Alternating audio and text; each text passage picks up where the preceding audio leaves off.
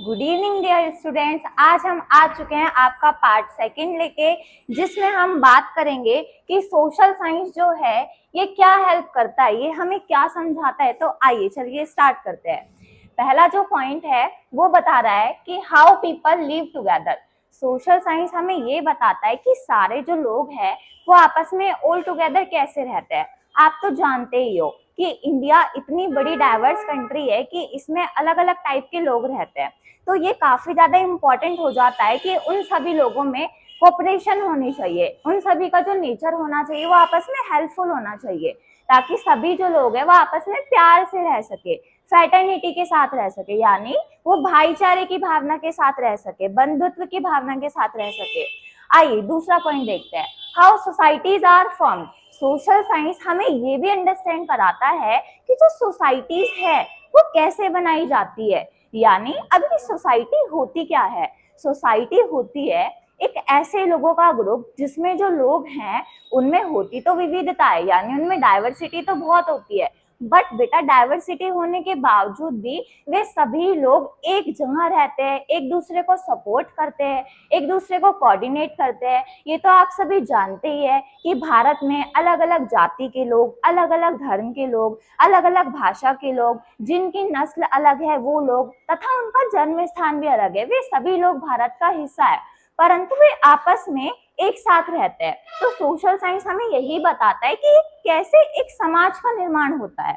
तीसरा point, how government work. Social science हमें ये भी बताता है कि हमारी जो सरकार है वो हमारे लिए किस प्रकार काम करती है, और हमारी जो सरकार है हमारे लिए क्या करती है। ये तो सब आप जानते ही है कि गवर्नमेंट का जो पहला जो एम होता है वो एक वेलफेयर स्टेट का निर्माण करना होता है।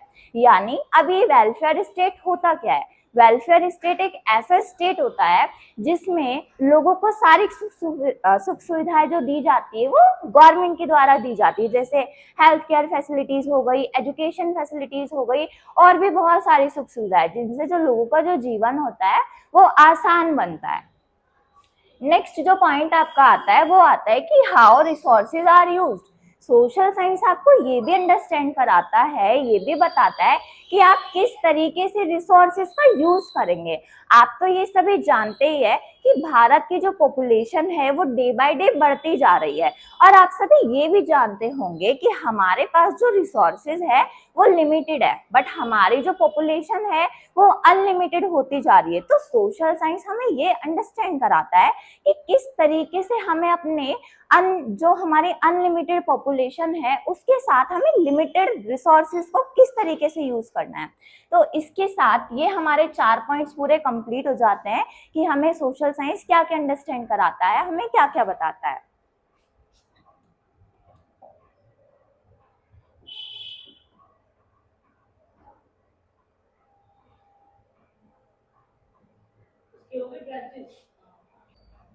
तो चलिए अब हम आ जाते हैं सोशल साइंस की ब्रांचेस पे, कि सोशल साइंस का जो स्कोप है वो कितना बड़ा है, सोशल साइंस की कितनी ब्रांचेस है। तो देखिए, branches of social science, social science की ब्रांचेस के बारे में बात करते हैं। पहली ब्रांच इसकी हिस्ट्री, दूसरी ज्योग्राफी, तीसरी पॉलिटिकल साइंस, चौथी इकोनॉमिक्स, एंड पांचवी जो ब्रांच है वो है हमारी सोशियोलॉजी। अब हम इनकी बातें विस्तार से करते हैं कि आखिरकार हर एक ब्रांच का क्या मतलब है। तो देखिए, अगर हम बात करें हिस्ट्री की, तो हिस्ट्री हमें केवल पास्ट के इवेंट्स के बारे में ही नहीं बताती स्टूडेंट्स, हिस्ट्री हमें ये भी बताती है कि हमें अतीत से क्या सीख लेकर हम अपने वर्तमान में क्या बदलाव कर सकते हैं। इसी प्रकार हम ये समझ सकते हैं कि हिस्ट्री वाली जो ब्रांच है उसमें केवल हमें डेट्स को, हमें केवल डेटा को ही लर्न नहीं करना, हमें उससे और भी सीख मिलती है। तो आइए देखिए, history studies past event, history वाली ब्रांच में हम पास्ट के इवेंट्स को स्टडी करते हैं। दूसरा point, in history branch it help us understand the present. History हमें केवल पास्ट के इवेंट्स को ही अंडरस्टैंड नहीं कराती, ये हमें प्रेजेंट के इवेंट्स को भी अंडरस्टैंड कराने में हेल्प करती है। Third point, history teaches lessons from the past. History हमें पास्ट से भी बहुत सारे लेसन सीखने को देती है, जिससे हम अपनी जो प्रेजेंट की लाइफ है उसमें चेंजेस कर सकते हैं। आइए सेकंड ब्रांच की तरफ देखते हैं, जो कि ज्योग्राफी की ब्रांच है। तो ज्योग्राफी के बारे में तो स्टूडेंट्स आप सभी जानते होंगे। ज्योग्राफी ही एक ऐसी ब्रांच है जिसमें हम डील करते हैं, हम ये अंडरस्टैंड करते हैं कि हमारी जो अर्थ है उसके फीचर्स क्या है, हमारी जो अर्थ है उसके साथ हमें कैसा रिलेशनशिप मेंटेन करके रखना है। ज्योग्राफी की ब्रांच में ही आप ये सारी चीजें पढ़ते हैं कि अर्थ के डिफरेंट फिजिकल फीचर्स होते हैं, लाइक माउंटेन्स होते हैं, प्लेट्यूज होते हैं, रिवर्स होती है, वैलीज होती है, डेजर्ट्स होते हैं एंड मैनी मोर थिंग्स। आप इसी ज्योग्राफी की ब्रांच में ये सारी चीजें पढ़ते हैं। तो देखिए, in geography branch we studies the earth and its feature. Geography की ब्रांच में हम अर्थ के बारे में स्टडी करते हैं एंड उसके फीचर्स के बारे में स्टडी करते हैं। Next point, it explains the relationship between people and the environment. अब ये तो आप सभी जानते हैं ना कि हमें अपनी पृथ्वी के साथ खिलवाड़ नहीं करना चाहिए। आप सभी स्टूडेंट्स इस बात से तो अवेयर ही होंगे कि जैसे जैसे हमारी पॉपुलेशन बढ़ रही है, अगर हम देखें तो फॉरेस्ट का जो एरियाज है वो बहुत ही ज्यादा रिडक्टेड हो गया है ना, उसमें रिडक्शन होता ही जा रहा है। क्यों हो रहा है? क्योंकि जो हमारी पॉपुलेशन है वो डे बाय डे बढ़ रही है, इसलिए हमने फॉरेस्ट को काट दिया। तो ये सारी जो चीजें हैं आप किस में पढ़ते हो? ज्योग्राफी में पढ़ते हो। एंड हम क्या कर रहे हैं? इंडस्ट्रियलाइजेशन बहुत ज्यादा कर रहे हैं क्योंकि हम आधुनिकता की ओर बढ़ते जा रहे हैं। अब हम बात करते हैं आपकी थर्ड ब्रांच के बारे में, जो कि है पॉलिटिकल साइंस। आइए अब हम थर्ड वाली ब्रांच की ओर मूव करते हैं एंड हम अंडरस्टैंड करेंगे कि पॉलिटिकल साइंस का क्या मतलब है, ये हमें क्या अंडरस्टैंड कराती है। तो अगर हम बात करें पॉलिटिकल साइंस के बारे में, कौन नहीं जानता? पॉलिटिकल साइंस में तो हम अपनी डेली लाइफ के एग्जांपल्स भी यूज कर सकते हैं। जैसे हम अगर बात करें तो आपका जो इंडिया है, इंडिया में क्या है बताइए सभी? इंडिया में है डेमोक्रेसी। और डेमोक्रेसी क्या होती है? डेमोक्रेसी एक ऐसी फॉर्म ऑफ गवर्नमेंट होती है जिसमें जो लीडर्स को इलेक्ट किया जाता है वो लोग ही करते हैं एंड जो इलेक्टेड जो लीडर होता है वो लोगों के लिए ही काम करता है। उसका जो फर्स्ट एम होता है वो लोगों को ही अपनी सर्विस प्रोवाइड करानी होती है। तो पॉलिटिकल साइंस वाली ब्रांच में स्टूडेंट्स हम ये अंडरस्टैंड करते हैं कि जो गवर्नमेंट है उनकी क्या ड्यूटीज है ना, गवर्नमेंट अपनी पावर्स को किस तरीके से यूज करेगी टुवर्ड्स द सिटीजन्स, है ना। एंड नागरिक होने के नाते, सिटीजन्स होने के नाते हमारे क्या ऑब्लिगेशंस होते हैं, हमारी क्या ड्यूटीज होती है जो हम परफॉर्म कर पाते हैं। पॉलिटिकल साइंस वाली ब्रांच में स्टूडेंट्स आप ये भी अंडरस्टैंड करते हैं कि हमारे पास बहुत सारे लॉज भी है ना, जो हमारी लाइफ को इजी बना देते हैं एंड फ्री फ्रॉम डिस्क्रिमिनेशन। यानी आप पहले जानते ही होंगे कि पहले कितना भेदभाव होता था, है ना। भारत में तो जाति व्यवस्था थी, वर्णा सिस्टम चलता था, तो ये तो आप सब इसी चीज से जानते ही होंगे। परंतु जब से हमारे यहाँ पे कॉन्स्टिट्यूशंस बने हैं, है ना, हमारे यहाँ पे लॉज आए हैं, जब से ये जो डिस्क्रिमिनेशन हुआ है, हम ये तो नहीं कह सकते कि पूरी तरीके से खत्म हो गया, बट कहीं ना कहीं इसमें कमी देखने में आई है। जैसे अगर हम बात करें आपके आर्टिकल 14 के बारे में, तो आर्टिकल 14 यानी अनुच्छेद 14 आपको बताता है कि कानून के समक्ष सभी क्या है? समान है, और कानून भी सभी के लिए समान है। अगर हम बात करें आर्टिकल 15 के बारे में, तो आर्टिकल 15 बताता है कि भारत में चाहे जितने भी लोग रह रहे, जिनकी जातियां अलग हैं, उनका धर्म अलग है, उनकी भाषा अलग है ना, उनके साथ किसी भी आधार पर भेदभाव नहीं किया जाएगा। ठीक है, तो स्टूडेंट्स ये सारी चीजें हम पढ़ते हैं पॉलिटिकल साइंस वाली ब्रांच में। पॉलिटिकल साइंस वाली ब्रांच एक ऐसी ब्रांच है जो हमें डिफरेंट लॉज के बारे में बताती है, जो हमें रिलेशंस बताती है कि गवर्नमेंट का क्या पावर्स होगी, उनकी क्या ड्यूटीज होगी, सिटीजन्स के क्या राइट होंगे, उनकी क्या ड्यूटीज होगी। तो political science studies government and laws, explain citizens right and duties. Next हम मूव करेंगे नेक्स्ट इकोनॉमिक्स ब्रांच की ओर। तो इकोनॉमिक्स क्या है, ये हमें किस बारे में बताती है? डियर स्टूडेंट्स, जो इकोनॉमिक्स वाली ब्रांच है उसमें हम डील करते हैं प्रोडक्शन किस तरीके से हो रहा है, डिस्ट्रीब्यूशन किस तरीके से हो रहा है ना। जैसे हम एग्जांपल ले सकते हैं कि एक बड़ी इंडस्ट्रियल यूनिट है, उसमें जो प्रोडक्शन हो रहा है वो कपड़ों का हो रहा है ना। तो प्रोडक्शन कितना हो रहा है? प्रोडक्शन जो हो रहा है उसके बाद वो मार्केट में जा रहा है, वो किस तरीके से डिस्ट्रीब्यूट किया जा रहा है, ये सारी जो चीजें हम अंडरस्टैंड करते हैं, स्टडी जो करते हैं, ये हम कौन सी ब्रांच में करते हैं, ये हम करते हैं इकोनॉमिक्स की ब्रांच। स्टूडेंट्स चलिए, तो हम बात कर रहे थे कि इकोनॉमिक्स वाली ब्रांच में ही हम ये अंडरस्टैंड करते हैं, ये स्टडी करते हैं कि किस तरीके से हमें लिमिटेड रिसोर्सेज का यूज करना है ताकि हमारी पॉपुलेशन को वो इक्वली डिस्ट्रीब्यूट हो पाए। ये सभी तो आप जानते ही होंगे कि गांधी जी ने एक कथन कहा था कि हमारे पास संसाधन पेट भरने के लिए तो है परंतु पेटी भरने के लिए नहीं है। अब पेटी भरने से क्या मतलब है कि लोगों में जो भावना रह जाती है ना कि हमें और रिसोर्सेज चाहिए एंड सारे रिसोर्सेज पे हम ही अपना अधिकार कर ले, है ना, वो चीज नहीं होनी चाहिए। हमारे पास इतने तो रिसोर्सेज हैं कि हम सब अपनी अपनी नीड्स को फुलफिल कर सकते हैं, परंतु हमारी जो नीड्स एंड वांट्स है वो एक्स्ट्रा होती जाती है, बढ़ती ही जाती है। तो उसके लिए गांधी जी ने ये कथन कहा था। तो आइए इसी में हम अंडरस्टैंड करते हैं कि इकोनॉमिक्स वाली जो ब्रांच है वो क्या हेल्प करती है। Help us to understand how money and resources manage, है ना। इकोनॉमिक्स वाली ब्रांच में हम ये भी स्टडी करते हैं कि जो आपका जो पैसा है, जो मनी है, वो किस तरीके से रेगुलेट हो रहा है आपकी इकोनॉमी में।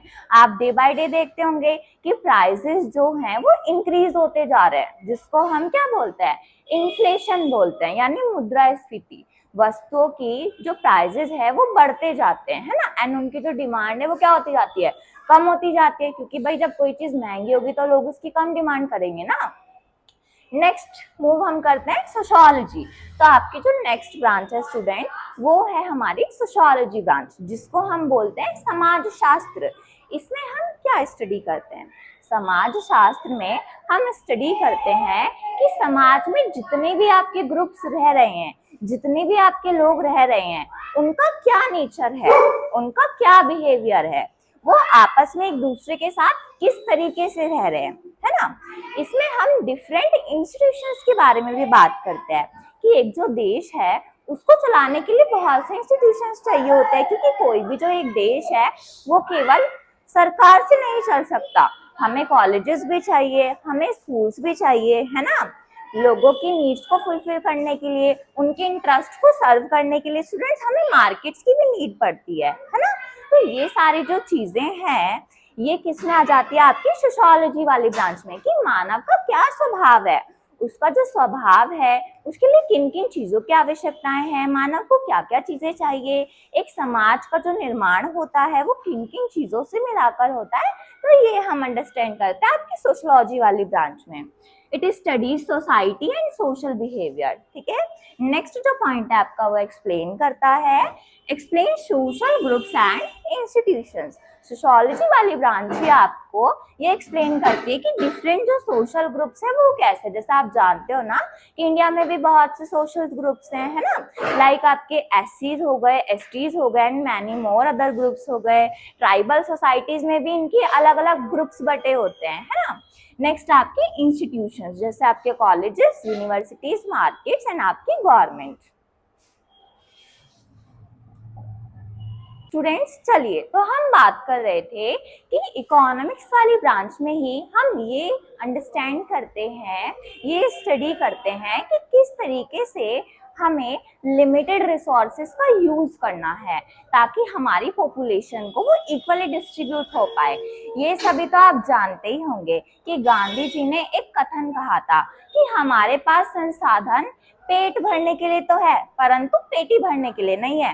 अब पेटी भरने से क्या मतलब है कि लोगों में जो भावना रह जाती है ना कि हमें और रिसोर्सेज चाहिए एंड सारे रिसोर्सेज पे हम ही अपना अधिकार कर ले, है ना, वो चीज नहीं होनी चाहिए। हमारे पास इतने तो रिसोर्सेज हैं कि हम सब अपनी अपनी नीड्स को फुलफिल कर सकते हैं, परंतु हमारी जो नीड्स एंड वांट्स है वो एक्स्ट्रा होती जाती है, बढ़ती ही जाती है। तो उसके लिए गांधी जी ने ये कथन कहा था। तो आइए इसी में हम अंडरस्टैंड करते हैं कि इकोनॉमिक्स वाली जो ब्रांच है वो क्या हेल्प करती है। Help us to understand how money and resources manage, है ना। इकोनॉमिक्स वाली ब्रांच में हम ये भी स्टडी करते हैं कि जो आपका जो पैसा है, जो मनी है, वो किस तरीके से रेगुलेट हो रहा है आपकी इकोनॉमी में। आप डे बाय डे देखते होंगे कि प्राइसेस जो हैं वो इंक्रीज होते जा रहे हैं, जिसको हम क्या बोलते हैं, इन्फ्लेशन बोलते हैं, यानी मुद्रास्फीति। वस्तुओं की जो प्राइसेस है वो बढ़ते जाते हैं, है ना, एंड उनकी जो डिमांड है वो क्या होती जाती है, कम होती जाती है, क्योंकि भाई जब कोई चीज महंगी होगी तो लोग उसकी कम डिमांड करेंगे ना। नेक्स्ट मूव हम करते हैं सोशियोलॉजी। तो आपकी जो नेक्स्ट ब्रांच है स्टूडेंट, वो है हमारी सोशियोलॉजी ब्रांच, जिसको हम बोलते हैं समाजशास्त्र। इसमें हम क्या स्टडी करते हैं, समाज शास्त्र में हम स्टडी करते हैं कि समाज में जितने भी आपके ग्रुप्स रह रहे हैं, जितने भी आपके लोग रह रहे हैं, उनका क्या नेचर है, उनका क्या बिहेवियर है, वो आपस में एक दूसरे के साथ किस तरीके से रह रहे हैं, है ना। इसमें हम डिफरेंट इंस्टीट्यूशंस के बारे में भी बात करते हैं कि एक जो देश है उसको चलाने के लिए बहुत से इंस्टीट्यूशंस चाहिए होते हैं, क्योंकि कोई भी जो एक देश है वो केवल सरकार से नहीं चल सकता, हमें कॉलेजेस भी चाहिए, हमें स्कूल्स भी चाहिए, है ना, लोगों की नीड्स को फुलफिल करने के लिए, उनके इंटरेस्ट को सर्व करने के लिए स्टूडेंट्स हमें मार्केट्स की भी नीड पड़ती है ना।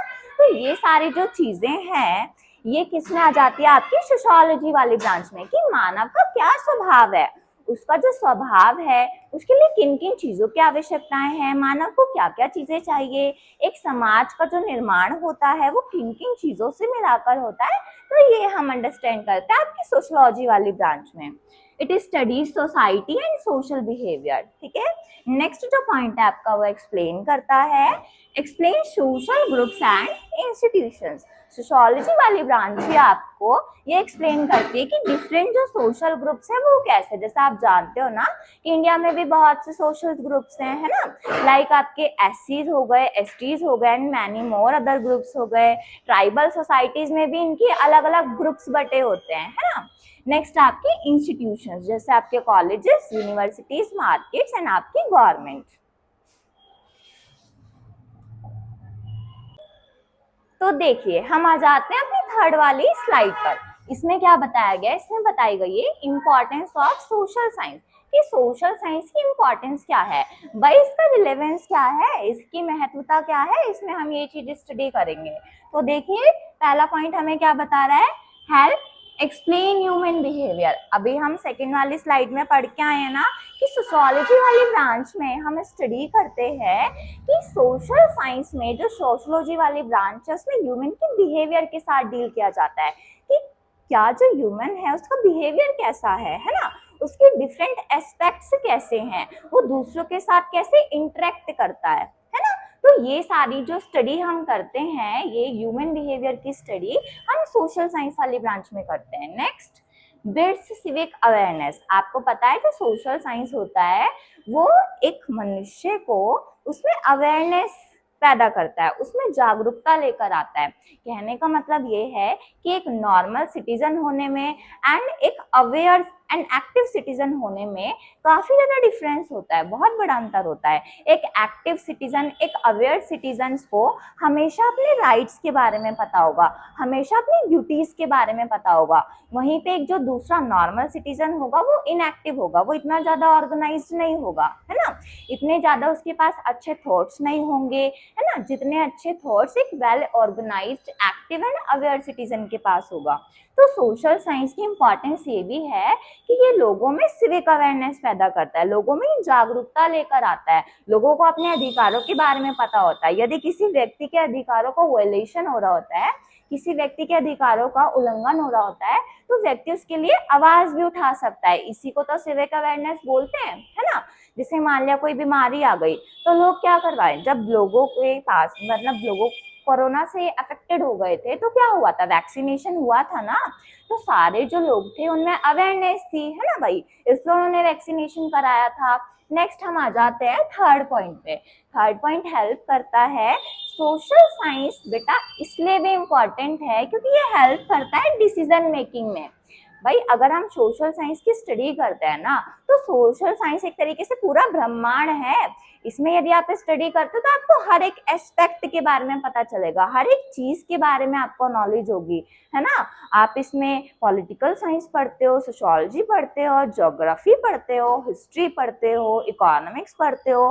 तो आप जब इतने सारे सब्जेक्ट्स पढ़ लेते हो तो आप एक गुड डिसीजन मेकिंग करते हो, जो कि हमारी लाइफ के लिए बहुत ही ज्यादा इंपॉर्टेंट होता है ना। आप दो एग्जाम्पल से इजिली क्लासिफाई कर सकते हो कि हम किस तरीके से गुड डिसीजन मेकिंग कर सकते हैं। अब देखो, एक अनएजुकेटेड पर्सन है और एक पूरी तरीके से एजुकेटेड और अच्छा एक्टिव पर्सन है, तो दोनों में डिफरेंस क्या होगा।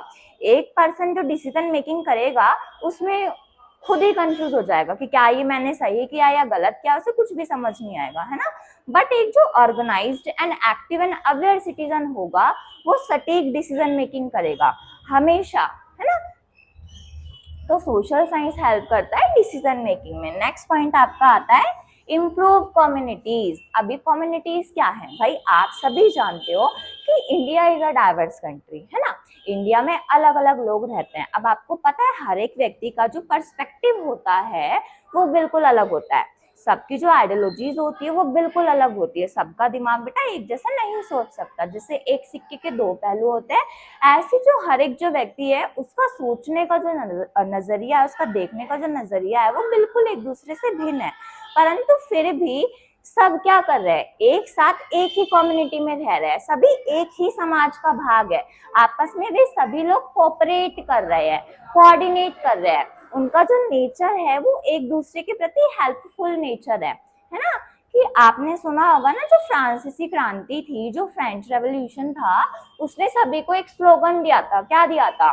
Freedom, equality and fraternity. तो यहीं से आपको जो थर्ड वाला जो पॉइंट है वो क्या निकल कर आया? फ्रेटर्निटी, मतलब बंधुत्व की भावना, यानी भाईचारे की भावना के साथ रहना। तो कम्युनिटी में क्या करते हैं सभी लोग, आपस में भाईचारे की भावना के साथ रहते हैं, आपस में मिलजुल के रहते हैं, है ना, एक दूसरे की हेल्प करते हैं। तो सोशल साइंस इसलिए भी जरूरी है क्योंकि ये इम्प्रूव करता है कम्युनिटीज को।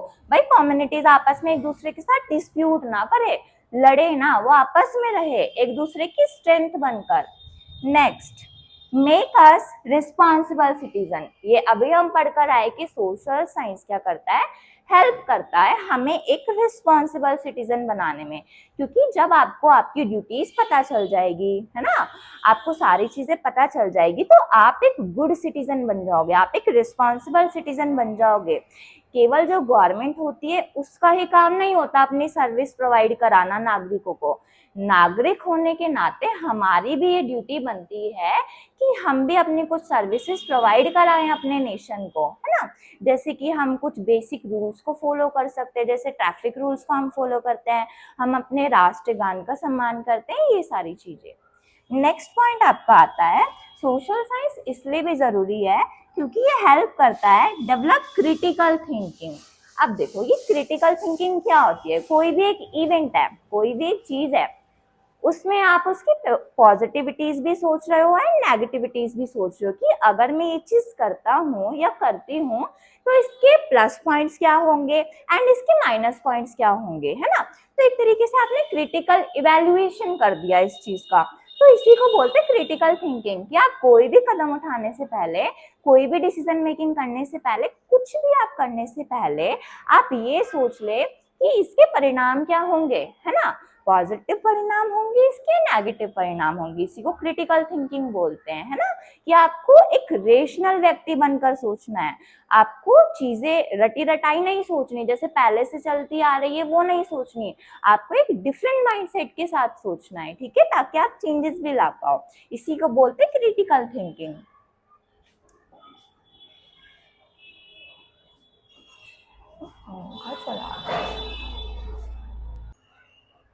चलिए स्टूडेंट्स, आगे मूव करते हैं। हमारा जो नेक्स्ट जो कंसेप्ट है वो हमें बता रहा है डिफरेंट अप्रोचेस के बारे में एंड मेथड्स के बारे में।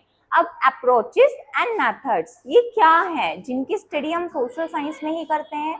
अप्रोचेस का मतलब है दृष्टिकोण, कि किस तरीके से हम किसी भी चीज को देख पा रहे हैं, हमारी उससे रिलेटेड आइडियोलॉजी क्या है, हमारी थिंकिंग क्या है। हमारा देखने का नजरिया कैसा है या उस चीज के बारे में हमारे सोचने का नजरिया कैसा है। आपको पता है ना कि सबकी आइडियोलॉजीज अलग होती है, सब अलग अलग तरीके से सोचते हैं, तो डिफरेंट अप्रोचेस होती है हर एक व्यक्ति की उसके अनुसार। दूसरा है मेथड्स। मेथड्स तो आप सभी जानते होंगे, यानी अलग अलग तरीके। तो आइए हम स्टडी करते हैं सोशल साइंस में पहली जो अप्रोच है, या हम बात करें पहला जो मेथड है वो क्या है, आपका ऑब्जर्वेशन। ऑब्जर्वेशन यानी होता है किसी भी चीज को ऑब्जर्व करना, देखना कि भाई ये क्या चीज है ना, उसके बारे में जानकारी जुटाना, जानकारी को इकट्ठा करना, फिर उसको टोटली अंडरस्टैंड करना। यही हम अंडरस्टैंड करते हैं ऑब्जर्वेशन में। तो देखिए, सबसे पहले हम क्या करते हैं, केयरफुली वॉच करेंगे। जब तक हम किसी भी चीज को केयरफुली देखेंगे नहीं, जब तक हम उसके बारे में समझ नहीं पाएंगे अच्छे से। इसीलिए ऑब्जर्वेशन में जो फर्स्ट पॉइंट है आपका वो है carefully watching and recording information. उसके बाद केयरफुली वॉच करने के बाद आप क्या करते हो, रिकॉर्ड करते हो, यानी इकट्ठा करते हो। किसको, इंफॉर्मेशन को, जानकारी को इकट्ठा करते हो। तो ऑब्जर्वेशन में दो चीजें आ जाती है, केयरफुली वॉचिंग एंड दूसरा क्या है आपका, रिकॉर्डिंग इंफॉर्मेशन। नेक्स्ट आता है आपका सर्वे। सर्वे तो आप सभी जानते होंगे और अपनी डेली लाइफ में आपने बहुत से ऐसे एग्जांपल्स देखे होंगे जो सर्वे से रिलेटेड होंगे। जैसे कि आप देखते हो आपकी जो घर है वहां पर आपके पड़ोस में कोई ना कोई आंगनवाड़ी होगी, वहां से मैनेजमेंट आता है एंड आपको एक फॉर्म देता है, या उनके पास एक रजिस्टर, एक नोटबुक टाइप होती है जिसमें कुछ क्वेश्चंस लिखे होते हैं एंड वो लोग वो क्वेश्चंस आपसे पूछते हैं कि आपके घर में ऐसे कितने लोग हैं जो 18 साल से ऊपर के हैं, है ना, आपके घर में इतने कौन से लोग हैं जो जॉब पर जाते हैं, ऐसे कितने लोग हैं जो भाई स्कूल जाते हैं, ऐसे कितने लोग हैं जिनके 18 साल से कम उम्र है ना। तो ये सारे जो क्वेश्चंस हैं ये क्या है, इन्हीं को बोला जाता है सर्वे, इन्हीं को बोला जाता है सर्वेक्षण। आजकल तो सब कुछ डिजिटलाइज हो गया है, सब कुछ मॉडर्निटी की ओर जाता जा रहा है। आप सब यूट्यूब तो चलाते हैं, आपने यूट्यूब के एंड में जो वीडियो में लिखा आता है कि क्या आप इस कंटेंट से मतलब ये कंटेंट आपको इंटरेस्टिंग लगता है ना, क्या ये कंटेंट आपके लिए हेल्पफुल है या नहीं। तो इसमें भी क्या है, ये भी तो एक तरीके का सर्वेक्षण है ना। जब आपको येस या नो पर टिक करना होता है तो बेटा इसी को बोलते हैं सर्वे। सर्वे में क्या होता है, कलेक्टिंग इंफॉर्मेशन, जो जानकारी होती है उसको कलेक्ट किया जाता है, उसको इकट्ठा किया जाता है थ्रू क्वेश्चनायर्स। क्वेश्चनायर मतलब कि आपको एक पूरी तरीके से फॉर्म दे दिया जाता है, उसमें first question, second question, third, fourth, इस तरीके से क्वेश्चनायर बना होता है। उसमें कुछ क्वेश्चन लिखे होते हैं, उसमें आपको येस या नो के साथ डील करना होता है ना, आंसर देना होता है। थर्ड जो आता है आपका वो आता है इंटरव्यू। तो जो आपकी सोशल साइंस है उसी के अप्रोचेज एंड मेथड में इंटरव्यू का भी काफी ज्यादा इंपॉर्टेंस है। यानी इंटरव्यू क्या हेल्प कराता है, जब आप किसी भी व्यक्ति का इंटरव्यू लेते हैं तो आप उसके बारे में जानने की कोशिश करते हैं, है ना, वो उसका नेचर कैसा है, उसकी हॉबीज क्या है ना, वो किस फील्ड के साथ काम करता है या उसका किस फील्ड में इंटरेस्ट है, आप यही सारी चीजों को जानने की कोशिश करते हैं। तो एक जो इंटरव्यू कंडक्ट कराता है, कोई भी जो पैनल होता है वो एक जो ह्यूमन होता है, एक जो कैंडिडेट होता है, उससे उसमें कुछ क्वेश्चंस किए जाते हैं, है ना। तो इनका सिंपल जो एम होता है वो किसी भी पर्टिकुलर पर्सन के बारे में इंफॉर्मेशन को ही इकट्ठा करना होता है।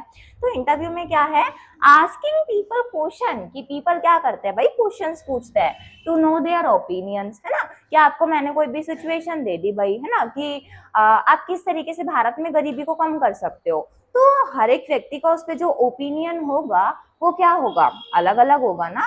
कोई बोलेगा कि मैम हम डिफरेंट तरीके की स्ट्रैटेजीज ऐसी लॉन्च कर सकते हैं, कुछ ऐसे प्रोग्राम्स चला सकते हैं, है ना, जैसे हम लोगों को मतलब खाना बांट सकते हैं। आप देखते होंगे ना, PDS system, public distribution system है, उसमें लोगों को राशन वगैरह दिया जाता है ना। आजकल तो कुछ कैंटीन्स भी लॉन्च कर दी है। तो आप ये सारे स्ट्रेटेजीज को फॉलो करोगे, और भी ऐसी बहुत सारी स्ट्रेटेजीज है। कुछ बच्चे ये भी बोलेंगे कि मैम फैमिली का जो नंबर होने चाहिए वो कम होने चाहिए, है ना, ताकि जो रिसोर्सेज हैं वो ज्यादा लोगों में ना बटकर कम लोग हो, बट वो क्वालिटेटिव पीपल होने चाहिए, है ना, इस तरीके से कि भीड़ नहीं होनी चाहिए। नेक्स्ट है आपका एनालिसिस। एनालिसिस मतलब कि कोई भी चीज है उसका विश्लेषण किस तरीके से किया जा रहा है, उसको पूरी तरीके से विस्तार से कैसे बताया जा रहा है, ये हम अंडरस्टैंड करते हैं एनालिसिस में। तो एनालिसिस, स्टडी एंड इंफॉर्मेशन की, जो इंफॉर्मेशन है उसको पूरी तरीके से इंटरप्रेट करना, उसकी व्याख्या करना। ये सेम उसी तरीके से वर्क करता है जैसे आपकी जुडिशरी वर्क करती है ना। जुडिशरी का क्या वर्क है भाई, जो आपके लॉज है उनको इंटरप्रेट करना, यानी कानूनों की व्याख्या करना, यही तो काम है जुडिशरी का। तो भाई एनालिसिस में भी हम क्या अंडरस्टैंड करते हैं, आपकी सोशल साइंस की एक अप्रोच एनालिसिस वाली भी है कि भाई एनालिसिस में स्टडी की जाती है एंड इंटरप्रेट की जाती है पूरी जो इन्फॉर्मेशन है उसको, है ना। नेक्स्ट आपका आता है केस स्टडी। केस स्टडी तो छोटे छोटे बच्चे भी जानते होंगे। केस स्टडी में क्या है, आप देखते हो आपके एग्जाम में क्वेश्चन आता है, वो 4 मार्क्स का होता है ना। एक पहले छोटा सा इवेंट दे दिया जाता है ऊपर, आपको उसको पढ़ना होता है, उसके बाद आपको 4 क्वेश्चंस के आंसर देने पड़ते हैं नीचे उसी में से पढ़कर। तो ये क्या होता है केस स्टडी। जैसे हमने कोरोना वायरस पे एक छोटा सा पैरा लिख दिया 5-6 लाइनों का, एंड फिर उसमें से हमने कुछ क्वेश्चंस के आंसर पूछ लिए। तो केस स्टडी में क्या किया जाता है बेटा, एक पर्टिकुलर इवेंट को उठा कर दिया जाता है ताकि जो स्टूडेंट्स है, ताकि जो लोग है उसके बारे में अंडरस्टैंड कर पाए, एंड फिर वो डील करते हैं डिफरेंट क्वेश्चंस के साथ जो उनसे पूछे जाते हैं। तो केस स्टडी में डिटेल्ड स्टडी की जाती है किसी भी पर्सन की, है ना, किसी भी इवेंट की या फिर किसी भी इशू की।